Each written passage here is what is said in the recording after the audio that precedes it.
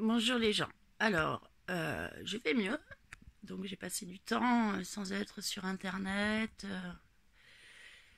et m'éloigner du mouvement quelque part. Bon, c'était pas volontaire, hein, c'est toujours pareil. Je suis un vrai gilet jaune de la base.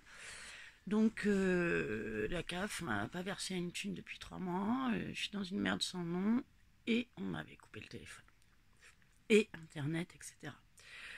Ça a été salutaire. Ça a été salutaire parce que quand on est à fond dans le mouvement, à fond, on se rend pas compte à quel point c'est un truc qui vous prend le mental, etc. Et que c'est une force vive qui s'en va sans s'en rendre compte. Et du coup, ça m'a fait du bien, ce break. Par contre, je vais revenir la semaine prochaine. Alors, je voulais faire cette vidéo surtout pour un retour du 1er mai. Donc, qui a eu lieu il y a 3 semaines. Je voulais faire ce retour 3 semaines après parce que j'ai l'énergie, voilà, de le faire et que justement ça va commencer maintenant. Comment dirais-je, il va y avoir des suites de ce 1er mai pour moi. Donc j'étais à Paris le 1er mai avec une partie de ma tribu et on partait manger le matin. Euh, on s'est fait arrêter par la BAC. Alors il faut savoir qu'il y avait des flics partout, hein, à Paris, c'est un truc de fou. Et puis les baqueux nous ont arrêtés pour fouiller nos sacs. Mes potes étaient clean, nickel, et moi j'avais un masque à gaz. J'avais un masque à gaz parce qu'à Paris j'y étais le 16 mars et que j'ai vu à quel point ça gazait, c'est-à-dire qu'ils vous nassent, mais complètement, vous ne pouvez sortir de nulle part et ils vous envoient des lacrymos à main, toutes sortes de lacrymos, vous savez, celles qui se déploient en plusieurs morceaux, celles qui se déploient en un palais. Et puis ils vous gazent avec les camions aussi. Ce qui fait que, grosso modo, vous êtes dans un nuage et la seule chose que vous pouvez faire, c'est rester en bas et attendre que ça passe. Et moi, je suis pulmonairement, c'est compliqué. Et du coup, je veux pas être le gros boulet. Enfin voilà, ou pire, avoir des lésions graves, quoi. Donc, je prends un masque à gaz. Même si on me l'interdit, je le prends. Quand une loi est mauvaise, il ne faut pas la respecter. Donc je me fais fouiller, la petite nana qui me fouille, je lui dis que j'ai un masque à gaz et c'est tout, puisque dans mon sac il y a un sweat à capuche, un bonnet, puisqu'il fait froid à Paris, un petit bonnet noir, tout petit en plus, hein, un bonnet comme ça, et une paire de mitaines. Donc elle me dit, je vais prendre votre masque à gaz et puis vous viendrez le récupérer. Et puis le chef arrive derrière et dit non, non, ça c'est garde à vue directe. Donc c'est réflexe et tout le bazar. Alors je vais vous raconter cette garde à vue parce que moi j'ai appris plein de choses. Bon, déjà dans la voiture, le mec fait exprès de me mettre les mains plus haut pour que j'ai mal. Ce qui, à mon sens, est d'une perversité absolue. Et puis il met sa petite main de gros porc sur mon épaule, là, en me regardant du coin de l'œil. Ensuite, on rentre dans l'accueil, il y a un autre gars avec moi. Bon, on fait pas les malins, bien sûr.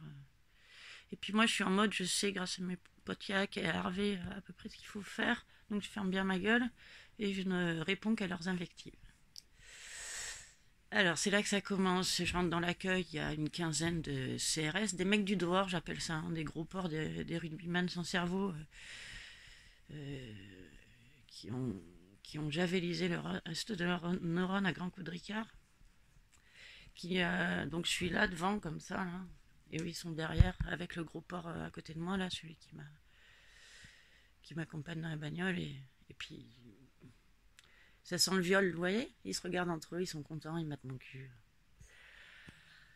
Et tu peux rien faire, sauf être là et bien droite, et voilà quoi. Vous voyez, ça craint l'ambiance.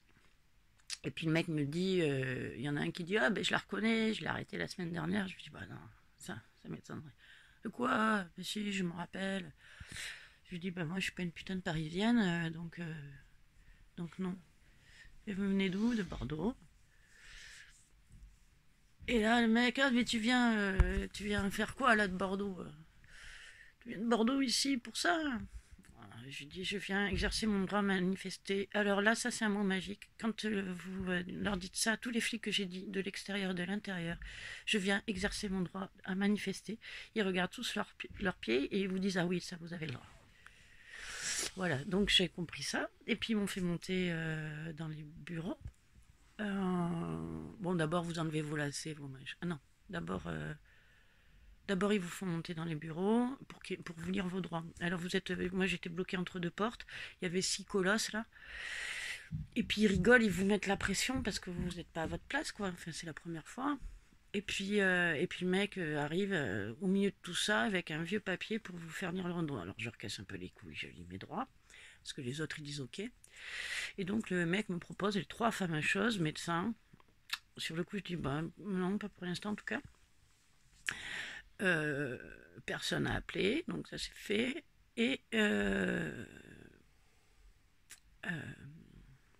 avocat. Bon, moi j'ai l'avocat gilet jaune de Paris sur le bras.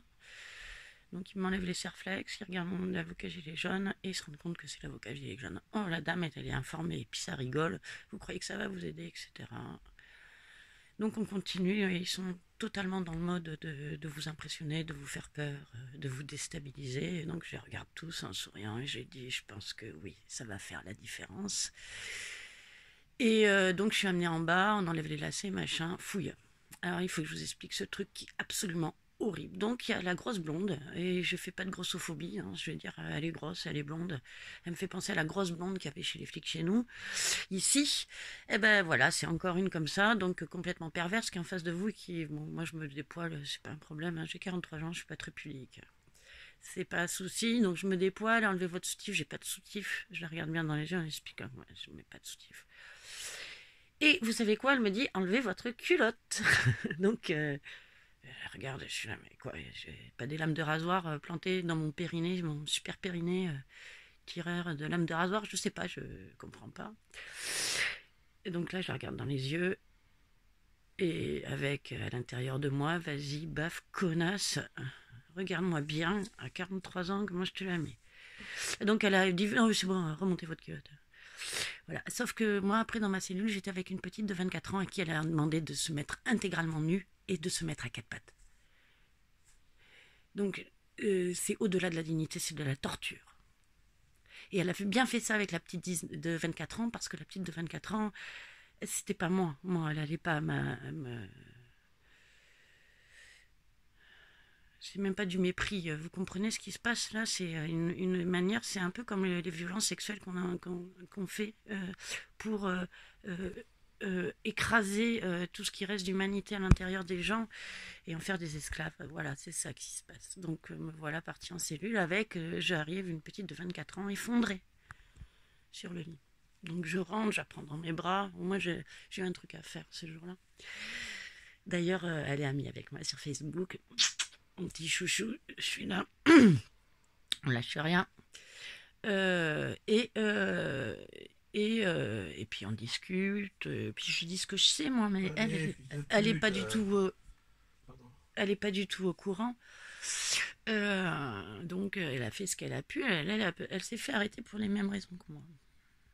Mais sauf que comme elle a des petites affaires derrière, de jeunesse, elle est en panique. Et il continue à lui faire des modes panique. Voilà, c'est ça. Il continue à vous impressionner, il continue, elle comme à moi.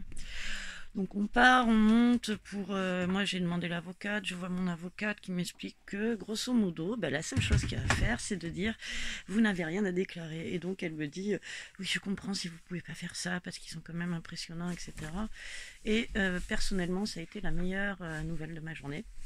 Ce que je lui ai dit, donc elle était ravie, hein. Il faut dire que ces gens sont des résistants qui résistent de leur côté, et que quand ils ont des gens qui sont comme moi et qui lui disent mais c'est génial, je vais pouvoir m'éclater, et ça leur fait plaisir parce qu'ils savent que leur engagement il est suivi. Alors pourquoi il est suivi?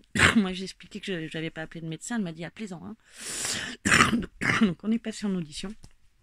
J'ai appelé le médecin, j'ai demandé à un médecin, je vais vous expliquer pourquoi ces choses sont importantes. Quand vous avez un médecin, l'appel des familles ou l'avocat, ils ont 3 heures pour vous donner chacune de ces choses.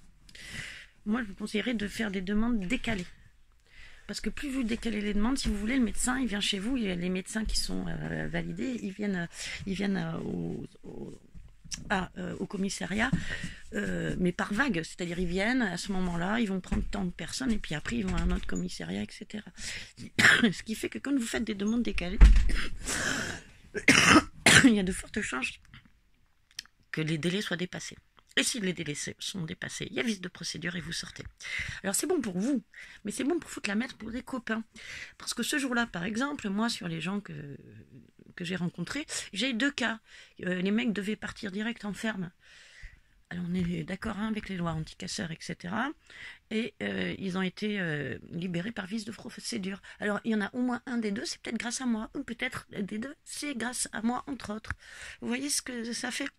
Et là, c'est bien pour ça que les avocats conseillent ça. C'est pour les contrer sur leur terrain. Voilà, grosso modo. Ensuite, moi, l'avocate m'avait expliqué, donc bon, ça je le savais déjà, qu'il ne fallait absolument pas accepter la comparution immédiate. De toute manière, ils allaient sûrement, s'ils me gardaient, ils pouvaient me garder jusqu'à 48 heures et après m'obliger à la comparution immédiate. Mais quand on sera en comparution immédiate, l'avocat refuserait la comparution immédiate. Donc, grosso modo, la totalité peut durer sur 3 jours. Mais on y va, parce que sinon, je vous assure, ils vous la mettent grave, mais c'est sûr. Donc j'arrive en salle d'audition, après qu'ils m'aient raconté n'importe quoi, parce qu'ils vous racontent n'importe quoi. Hein. Ils vous racontent que vous allez rester, ils vous racontent, enfin, tout ce que les flics ont dit, du début à la fin, à l'exception d'une, était faux. Quand ils ont été prendre mon truc ADN, ils m'ont dit que c'était obligé. Sinon, j'étais poursuivable, enfin voilà. Et après, on m'a expliqué que c'était vrai, sauf que je pouvais refuser. Et suivant le, le, la conclusion de cette affaire-là, ça serait, il pourrait me poursuivre ou pas. Mais vous voyez, on vous le dit pas ça. J'ai même vu des mecs dire à d'autres mecs que non, prendre un avocat, ça servait à rien, ça faisait perdre du temps, que de toute manière, ça serait le même résultat, ce qui est complètement faux. Complètement faux. Et puis tout le long, ils vous disent ce que vous allez manger, quoi, donc histoire de vous faire bien peur. Alors, je me retrouve en audition et ça commence. Donc, je n'ai rien à déclarer. Le mec, il boue un peu. Il n'est pas très content. Deuxième question, je n'ai rien à déclarer. Le mec, il boue, il me dit, ben, vous allez partir, vous vous rendez compte que vous allez rester là hyper longtemps, que vous allez partir en prison, et que je n'ai rien à déclarer. Alors, je n'ai rien à déclarer, il faut que je vous raconte, c'est une belle anecdote. Donc, le mec m'explique que j'ai une arme par procuration, là, niveau je sais plus combien, donc mon masque à gaz, et que j'ai une deuxième arme dans mon sac. Et je vous ai bien dit ce qu'il y avait dans mon sac tout à l'heure. Donc là, je suis interpellée, je dis, pardon, excusez-moi, mais de quelle deuxième arme vous parlez? Eh bien, il me dit, si vous prenez votre bonnet.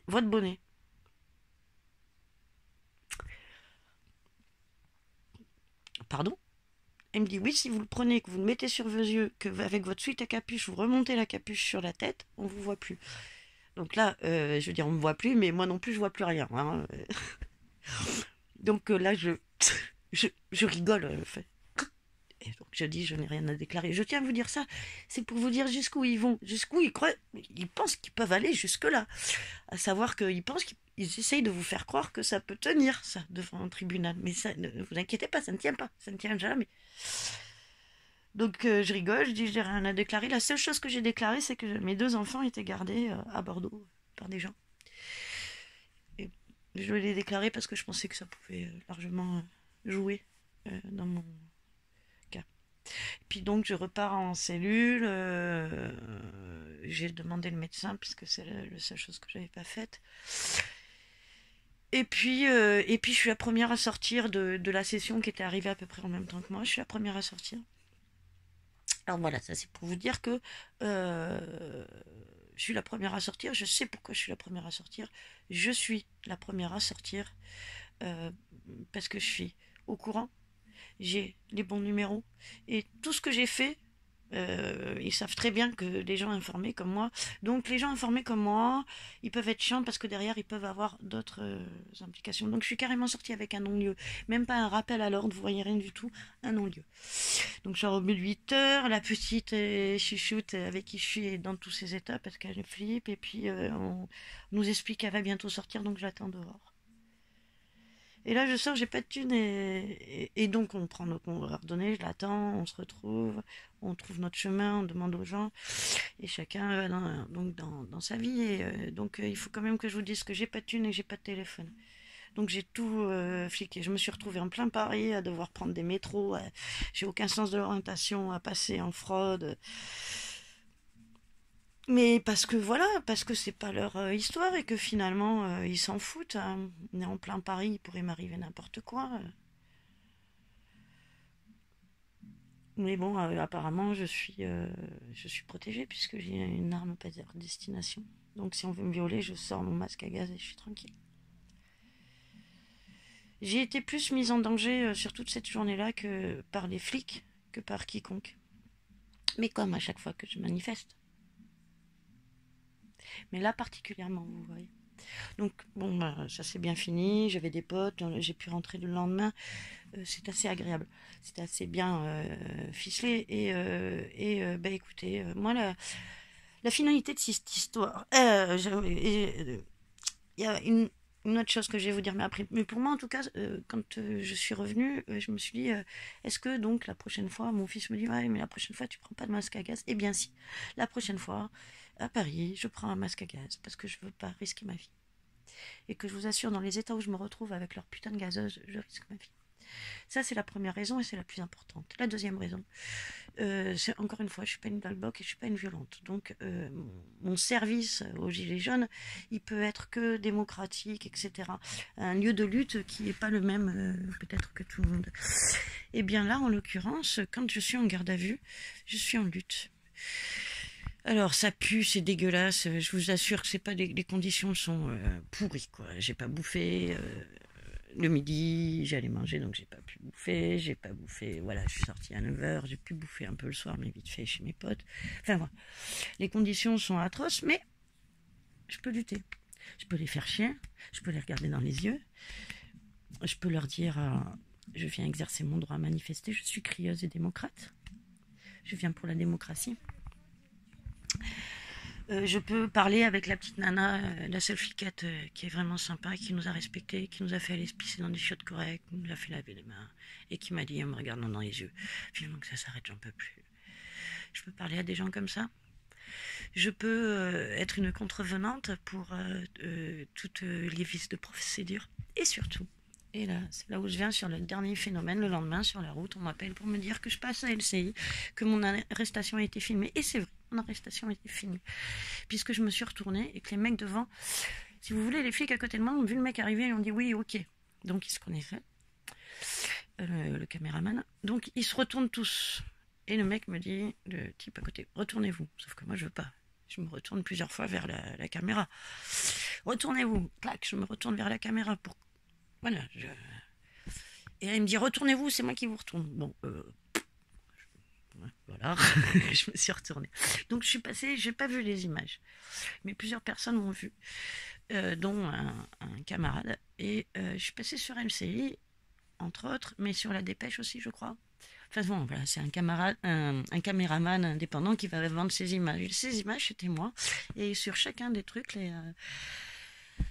la légende orale, enfin le commentaire, c'était les arrestations préventives d'émeutiers qui ont pour intention des actions violentes. Donc aujourd'hui, je ne sais pas ce que je peux faire. J'ai commencé à en parler à mes potes crieurs.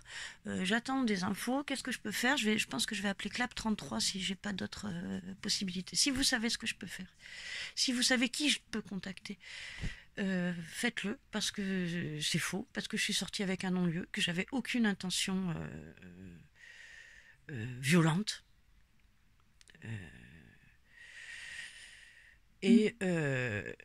Et du coup, voilà, j'attends des infos. Il faut que vous sachiez que je suis une maman avec des enfants, que là, je me suis bien épuisée ces derniers mois, et que j'ai pas non plus l'intention de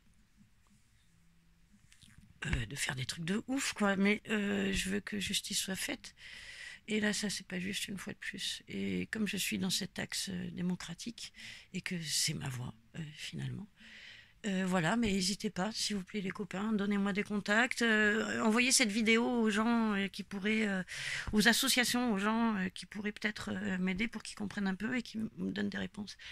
C'était sur Paris, c'était le 1er mai, et la vidéo est passée le 2 mai sur LCI et sur plusieurs autres. Voilà. Voilà les frères, si vous voulez savoir plus, on se me peut. On se me peut. Et puis ben voilà, c'est toujours pareil. Là, L'amour c'est jeune. Et je vous rejoins la semaine prochaine à Bordeaux. Et je serai pas à Paris avant le 14 juillet cette fois-ci, c'est sûr. Par contre, si on est encore là le 14 juillet, je vais à Paris. Je vous bisous. Je vais beaucoup, beaucoup mieux. Même si c'est encore... il faut encore que je me repose. Je suis dans la lutte de ma vie aussi, hein, puisque je ferai peut-être une vidéo spéciale CAF pour tous les gilets jaunes pauvres comme moi du coin et qui sont en train de vivre les mêmes choses que moi parce que c'est assez fou. Je vous embrasse. J'embrasse mes crieurs que j'aime. Force et amour. L'amour c'est jeune.